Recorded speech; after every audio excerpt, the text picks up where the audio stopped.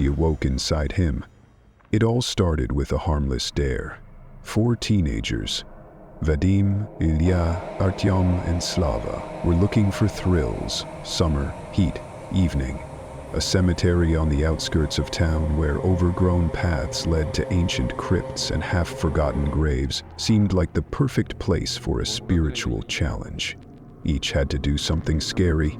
One left a candle by a gravestone, one lay down on a slab, one whispered the name of the deceased 3 times, but Vadim wanted more. He poured gasoline from a canister onto one of the old graves and set it on fire.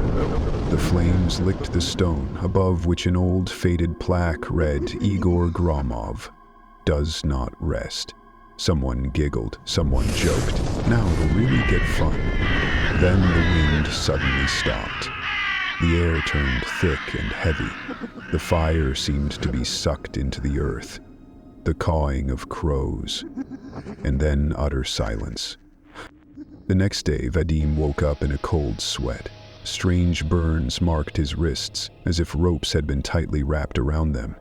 In the mirror, his eyes changed for a moment, like someone else was looking out. At first it was minor. He forgot words. He wrote phrases he didn't understand. Dreams plagued him. Fire, a crypt, bloody hands. Then came blackouts. One during class. He came to holding a lit match with a smoldering notebook page in the trash. No one noticed. Vadim blamed fatigue. But the spirit of Igor Gromov wasn't done. Each night it reached deeper, at first whispering to Vadim, then speaking, then acting through him. His hands opened windows at night, carved names into walls, first his friends, then random strangers. One day, Ilya, one of the boys who was at the cemetery, didn't come home. His body was found hanging upside down in an attic, carved into his chest, awakened. Security cameras had failed. Vadim didn't remember where he'd been, but in the morning, his fingernails were bloody. Psychiatrists couldn't help. A priest refused to enter the house. "There are 2 souls in this body, and one of them is not human," he said. Gromov spoke to Vadim more and more, whispered how he'd been executed for a crime he didn't commit, how he swore to return, and how Vadim's fire had opened the door. He entered through ash, through open flame. "You called me," he would say. "Now I'm with you, forever." Artyom vanished a week later, found in the forest, eyes missing. A ring of ash circled his body.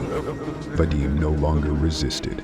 He couldn't feel his fingers. His tongue only half obeyed him. Sometimes he spoke in a voice that wasn't his. Sometimes he heard his heartbeat pulsing in an alien rhythm.